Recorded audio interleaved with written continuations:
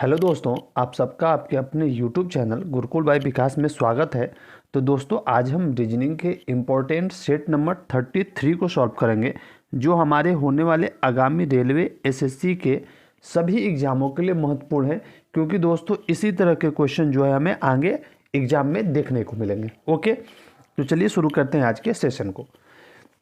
देखिए, हमारा पहला क्वेश्चन हमसे पूछ रहा है कि दिए गए 4 शब्दों में से 3 एक निश्चित संबंध रखते हैं, जबकि एक अलग है। जो अलग है उसका हमें चयन करना है। ओके, अब देखो, आप दिया हुआ है यहाँ पे 4: माइक, लाउड स्पीकर, प्रोजेक्टर और एम्पलीफायर। अच्छा, आप एक चीज़ देखो, माइक है, लाउड स्पीकर है और एम्पलीफायर है। ये क्या है? माइक हो गया, लाउड स्पीकर हो गया, एम्पलीफायर हो गया। ये आवाज़ के लिए यूज होते हैं। ओके, ये सिर्फ और सिर्फ आवाज़ के लिए यूज होते हैं। लेकिन जो हमारा यहाँ पे प्रोजेक्टर दिया हुआ है, क्या दिया हुआ है? जो प्रोजेक्टर है दोस्तों, देखिए, आवाज़ तो ये भी देता है, लेकिन ये चित्र के साथ आवाज़ देता है। जब भी हम प्रोजेक्टर चलाते हैं तो उस पर हमें चित्र भी दिखता है। मान लो प्रोजेक्टर से हम कोई फिल्म देखते हैं तो चित्र के साथ आवाज़ देता है, जबकि माइक, लाउड स्पीकर और एम्पलीफायर जो है ये सिर्फ आवाज़ देते हैं। यहाँ पे कोई चित्र का संबंध नहीं है। ओके, तो यहाँ पे कौन सा हमारा अलग हो जाएगा? तो अलग की बात करो आप, तो इसमें से कौन सा है जो असंगत है या अलग है इनसे? तो प्रोजेक्टर जो हमारा करेक्ट आंसर हो जाएगा। प्रोजेक्टर जो है इन तीनों से अलग है। ओके, चलिए अगला क्वेश्चन देख लेते हैं। पूछ रहा है दोस्तों कि उस विकल्प का चयन करें जिसका तीसरे पद के साथ वही संबंध है जो दूसरे पद का पहले से संबंध है। ओके, चलिए यहाँ पे समझ लेते हैं हम लोग। अब आप देखो, सैनिक का संबंध दिया हुआ है युद्ध टैंक से। सही बात है, जो सैनिक है उसका संबंध जो युद्ध टैंक से ही होगा। ओके, तो किसान का संबंध किससे है?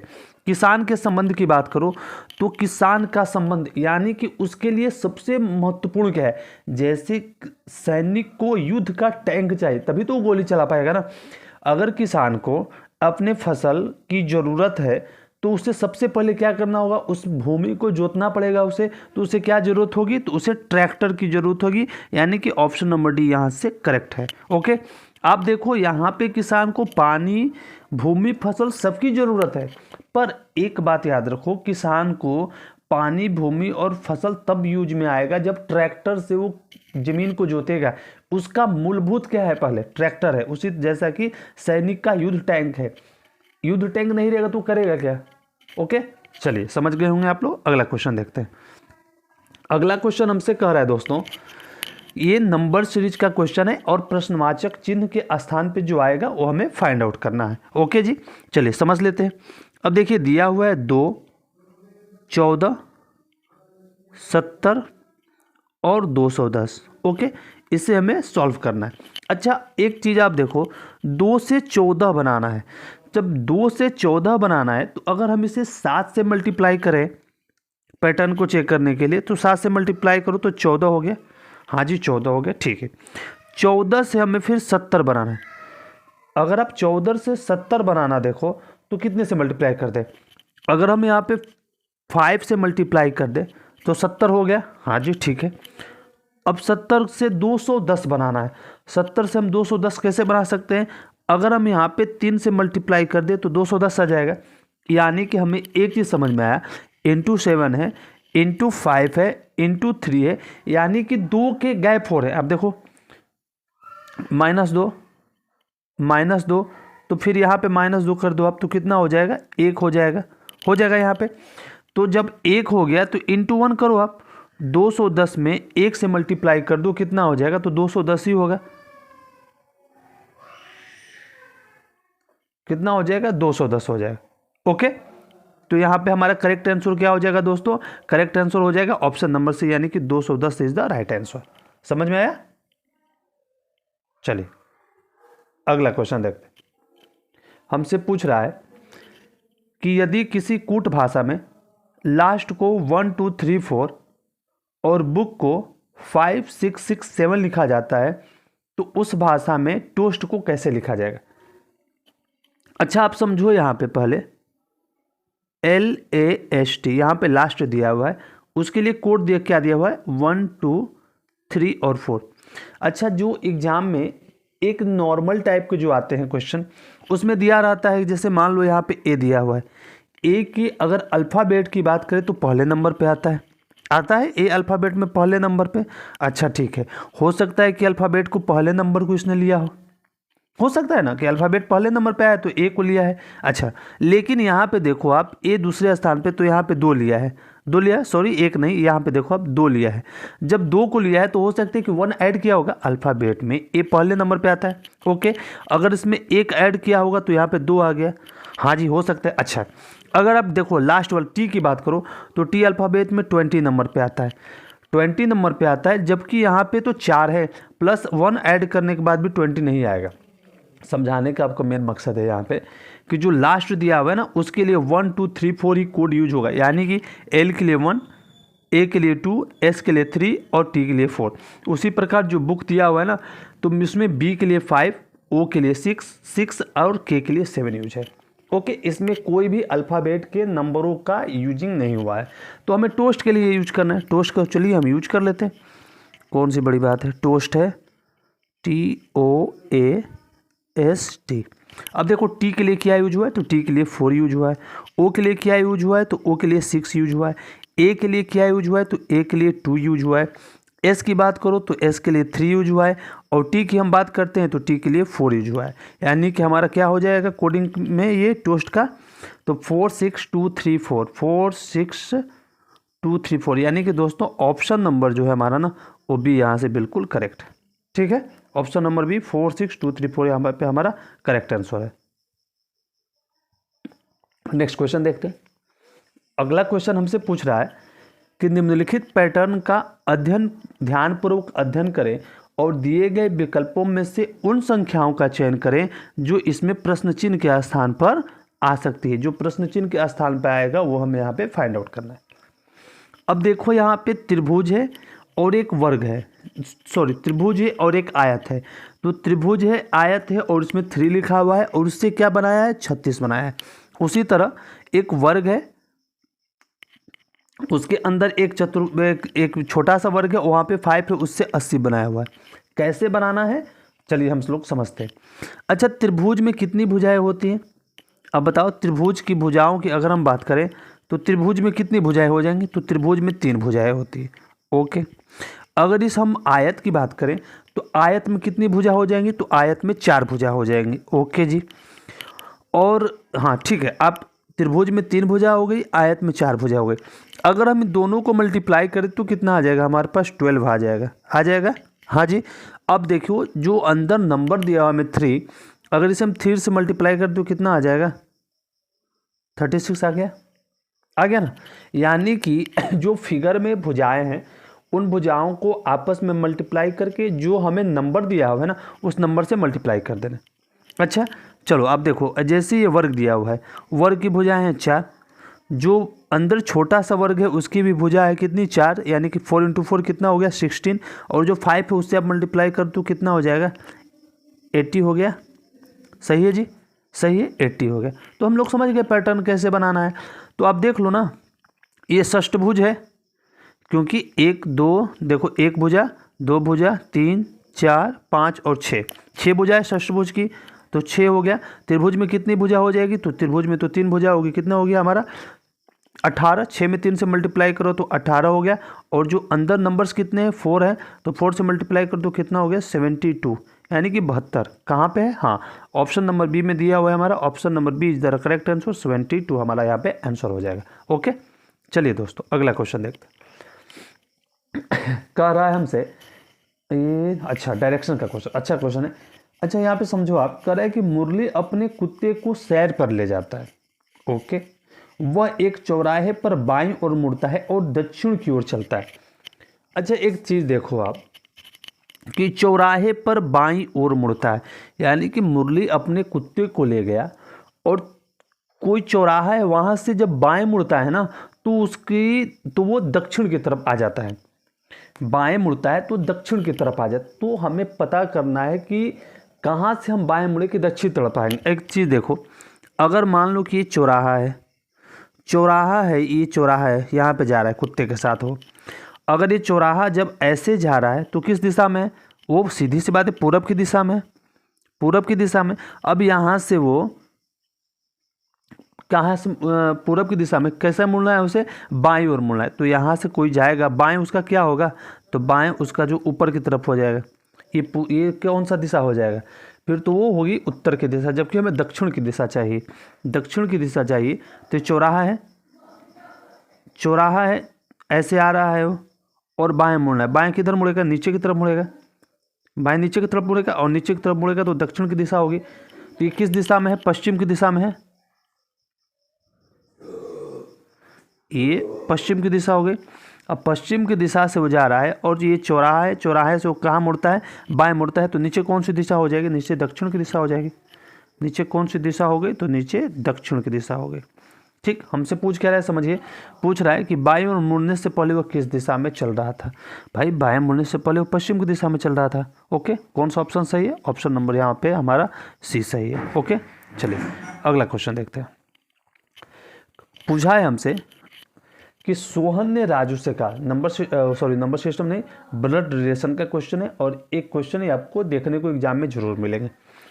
सोहन ने राजू से कहा कि कल मैं तुम्हारी माँ के पिता के इकलौते नातिन सुनीता से मिला था।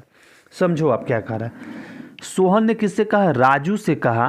किसने कहा, सोहन ने किससे, राजू से कहा कि कल मैं तुम्हारी, यानी कि राजू है, उसने राजू से कहा कि कल मैं तुम्हारी माँ, यानी कि राजू की जो मदर है, राजू की माँ है ये, कल मैं तुम्हारी माँ, यानी कि राजू की माँ, कल मैं तुम्हारी माँ के पिता के इकलौते नातिन, माँ के पिता यानी कि राजू के नाना हो गए, ये पिता हो गए इनकी माँ के, तो ये राजू के कौन हो गए, तो राजू के नाना हो गए जी।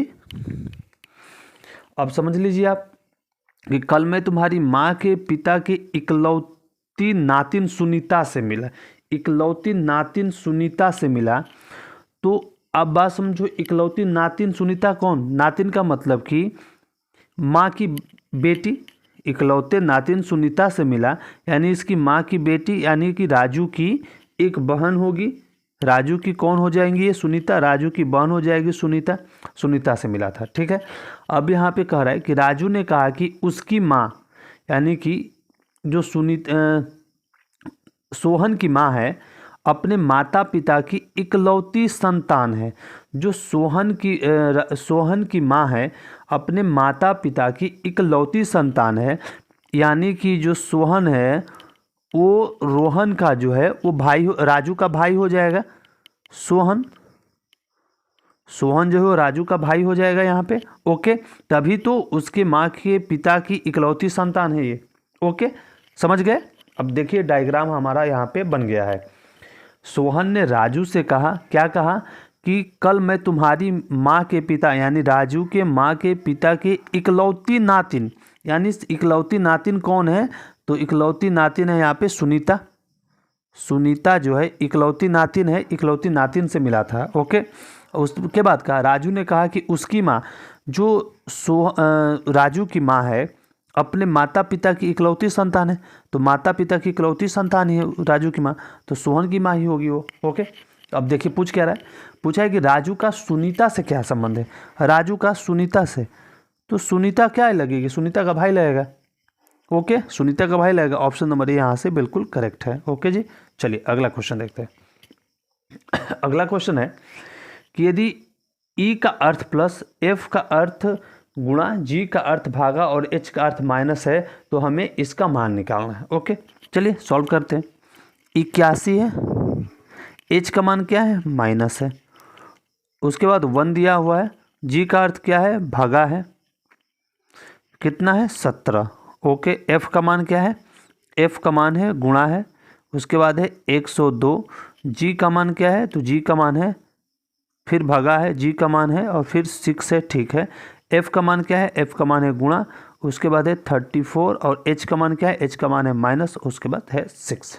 ओके, चलिए अब देखो आप यहाँ पे 81 माइनस 1 है, उसके बाद 17 है इंटू 102 है, 81 प्लस 81 एच का मान है माइनस 1, जी का मान है यहाँ पे कितना भागा और 17, ठीक है जी, ओके ओके। अब इसे हम लोग सॉल्व करके देखते हैं ये कैसे सॉल्व होगा। यहाँ पे देखो 6 के बाद हमारा कितना दिया हुआ, 81 माइनस 1 है, और उसके बाद 17 गुणे 102 है, ठीक है। तो 81 से अगर हम 1 घटाते हैं तो कितना आएगा, 80।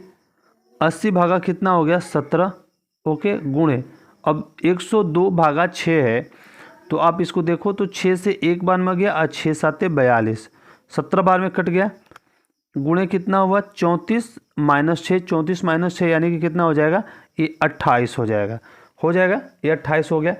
अब आप देखो 17 से 17 यहाँ पे ख़त्म हो गया, 17 से 17 यहाँ पे ख़त्म हो गया, और हमारे पास बचा क्या, 80 और गुणे 28, नहीं 80 गुणे 28, फिर ऐसे तो थोड़ी ना होगा। अच्छा रुको, अब मैं इसे थोड़ा सा एक बार देख लेता हूँ, हम लोग इसे डिलीट करते हैं फिर देखते हैं।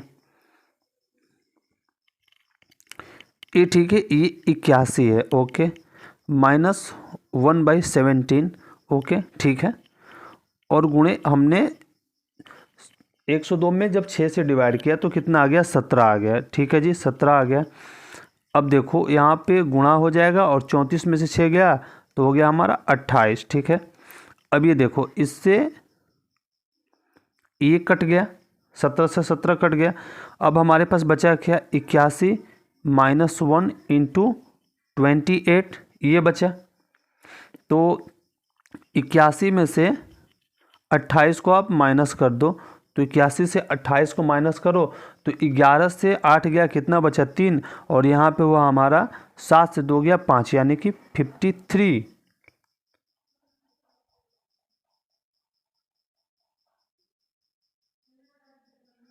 कहाँ गलत हो रहा है भाई, 81 माइनस 1/17, ठीक है, 81 माइनस 1/17 इंटू 102 भागा 6 है, तो 17 छक 102, 6 बार में गया, गुणे 34 माइनस 6 किया तो 28 हुआ।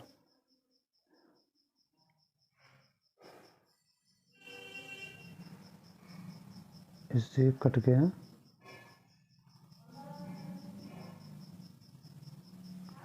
अच्छा चलिए ठीक है, इसको हम लोग बाद में देखते हैं, पहले आगे क्वेश्चन सॉल्व कर लेते हैं। करें कि उस वेन आरेख का चयन करें जो निम्नलिखित 3 वर्गों के बीच के संबंध को सर्वोत्तम ढंग से निरूपित करता है, ओके। अब देखो आप दिया हुआ है पक्षी, कौवा और कंठ फोड़वा, क्या दिया हुआ है, पक्षी, कौवा और कंठ फोड़वा।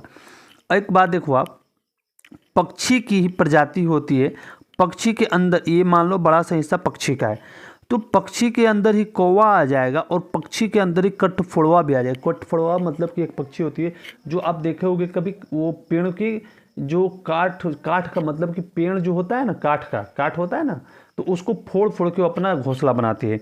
तो ऐसा जो डायग्राम बनेगा ये हमारा करेक्ट आंसर होगा, यानी कि पक्षी दोनों ही, कठफोड़वा और कौवा दोनों पक्षी की प्रजाति है, तो पक्षी के अंदर ही आ जाएंगे, यानी कि ऑप्शन नंबर डी यहाँ से करेक्ट हो जाएगा, ओके। अगला क्वेश्चन देखिए, अगला कह रहा है कि दिए गए चित्र में त्रिकोण उन लोगों का प्रतिनिधित्व करता है जिनके पास मोटर कार है। अच्छा, त्रिभुज जो है मोटर कार को प्रदर्शित कर रहा है। वर्ग उन लोगों का प्रतिनिधित्व करता है जिनके पास घर है। अच्छा, वर्ग जो है वो घर को प्रदर्शित कर रहा है। और वृत्त उन लोगों का प्रतिनिधित्व करता है जिनके पास स्वर्ण है।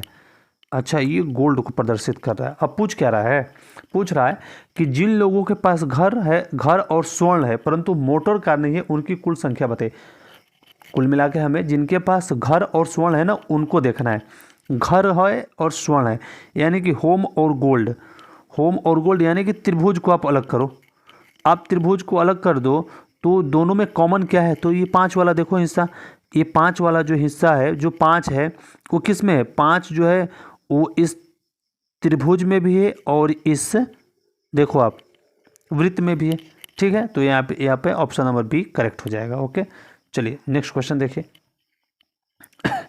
नेक्स्ट क्वेश्चन है दोस्तों कि 6 छात्र हैं, A B C D E और एफ कि एक अंतर्राष्ट्रीय गणित ओलंपियाड में भाग लिया। ओके, उनमें से प्रत्येक ने अलग अलग अंक प्राप्त किए हैं।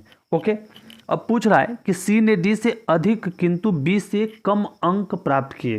क्या पूछ रहा है कि सी जो है वो डी से अधिक, सी जो है डी से अधिक किंतु बी से कम अंक प्राप्त किया है।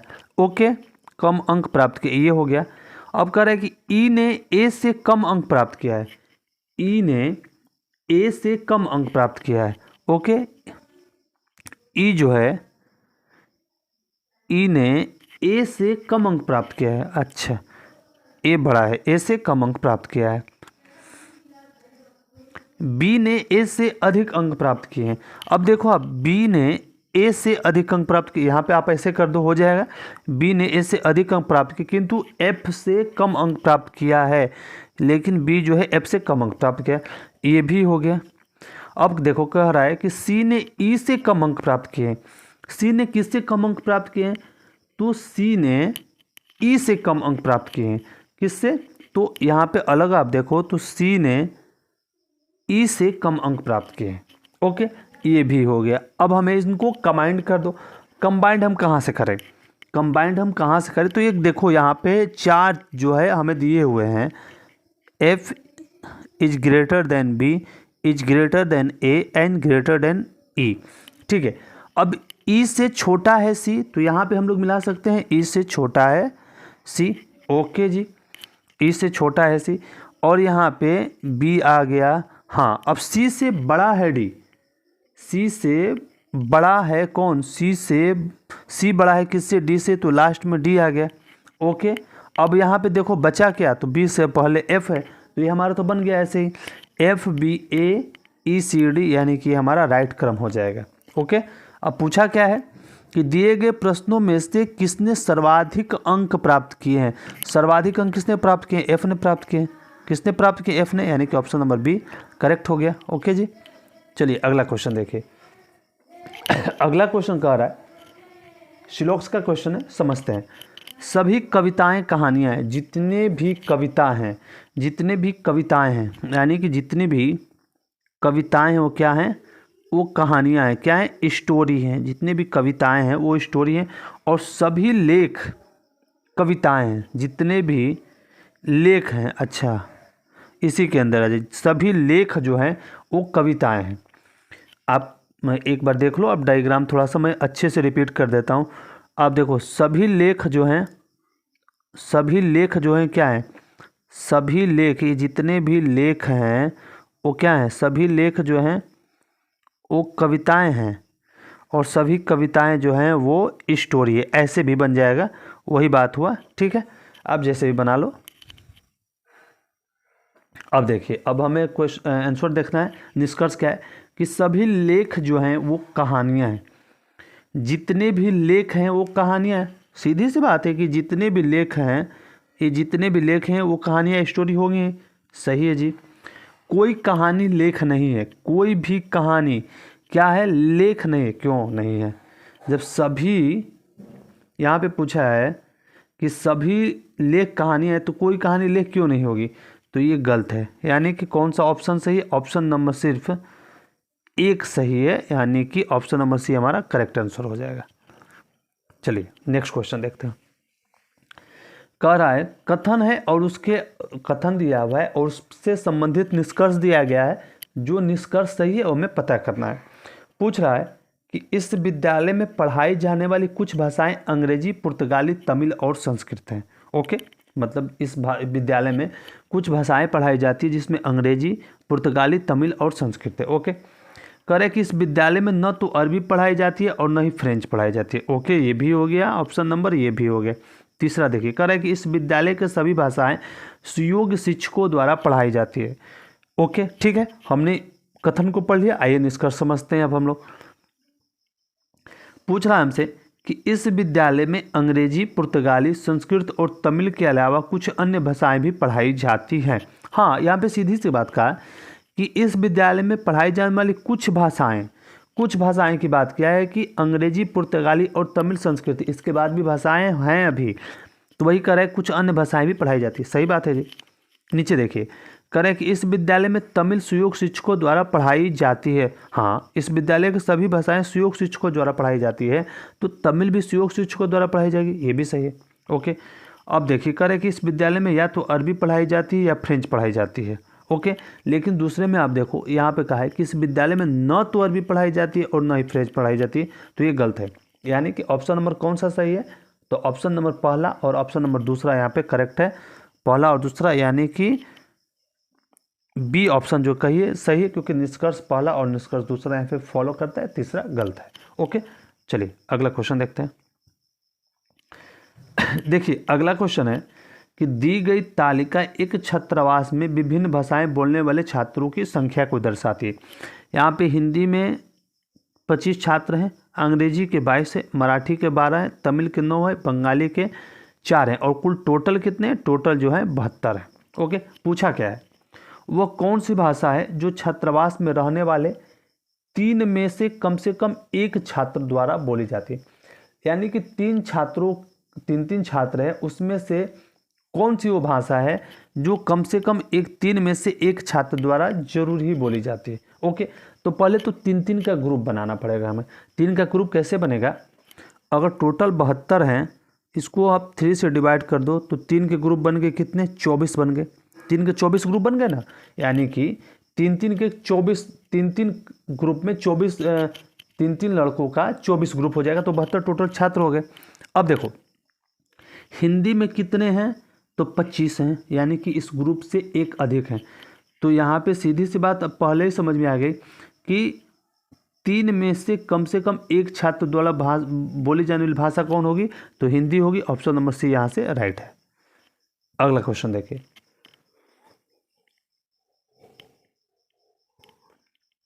हमें कथन दिया हुआ है और उससे संबंधित धारणाएं हैं, हमें पता करना है कि कौन सी धारणा इसमें सही है। कथन है कि सर्दियों के दौरान रात के समय आसमान बहुत साफ रहता है। सर्दियों के दौरान रात के समय आसमान बहुत साफ रहता है, ये कथन है। ओके, धारणा क्या है कि सर्दी के महीनों में सूर्य जल्दी अस्त होता है।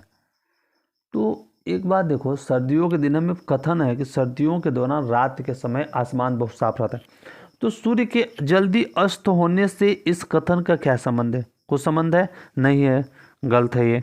अब दूसरा देखिए, कह रहा है कि सर्दी के मौसम में वर्षा भी हो सकती है। भाई वर्षा तो कभी भी हो सकती है, ये भी गलत है। इसका कथन से कोई मतलब नहीं है धारणा का। ओके, यहाँ पे दोनों में से कोई नहीं होगा, तो न तो धारणा 1 और न ही धारणा 2 निहित है। ऑप्शन की बात करें तो ऑप्शन नंबर सी दोस्तों करेक्ट है। ओके।